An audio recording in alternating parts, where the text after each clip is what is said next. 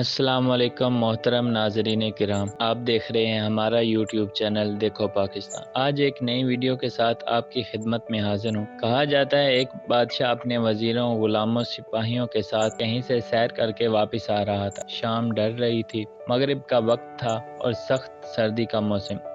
بادشاہ اپنے دربان کے پاس سے گزرا، یعنی اپنے محل کے جب گیٹ میں داخل ہونے لگا تو وہاں پر موجود گارڈ ان کے پاس سے گزرا۔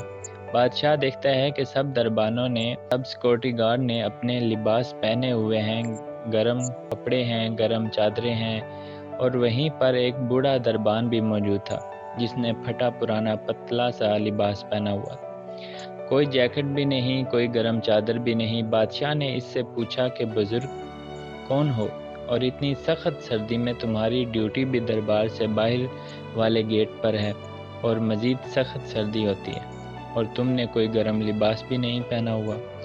یہ سن کر وہ بزرگ دربان کہنے لگا، بادشاہ سلامت، دراصل میں بہت غریب ہوں، میری بیٹیاں ہیں، ان کی پرورش کا ذمہ مجھ پر ہے۔ جتنی یہاں سے تنخواہ ملتی ہے اس سے بمشکل میرے گھر کا گزر بسر ہوتا ہے۔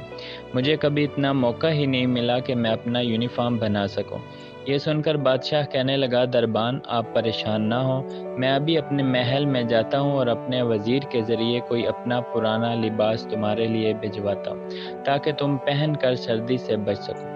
یہ کہہ کر بادشاہ تو اپنے محل میں چلا گیا، لیکن جیسے ہی محل کے اندر پہنچا وہاں کی تپش، گرمائش اور جو اچھا موسم تھا اس وجہ سے بادشاہ کو اس دربان کا خیال ہی نہ رہا۔ وہ گارڈ، وہ دربان بادشاہ کو بھول گیا۔ اب ہوا یہ کہ دوسرے دن صبح کو جب سپاہی چینج ہونے کا وقت ہوا کہ پرانے رات والے سپاہی اب وہ چھٹی پر جائیں گے اور دن والے سپاہی دروازے کی حفاظت کے لیے آئیں گے۔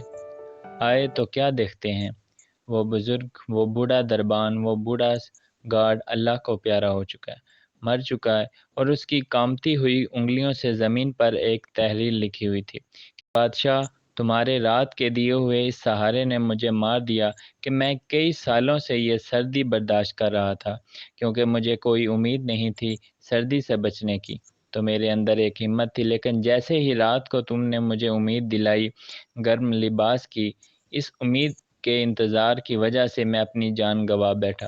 تو دیکھا ناظرین کرام، اگرچہ یہ ہو سکتا ہے کہ یہ واقعہ سچا نہ ہو، ایک سبق کے لیے بیان کیا گیا ہو، لیکن اس کو اپنی زندگی میں ضرور یاد رکھیں کہ سہاروں پر صرف جنازے اٹھتے ہیں، کسی کے کندھوں پہ صرف میتیں اٹھتی ہیں۔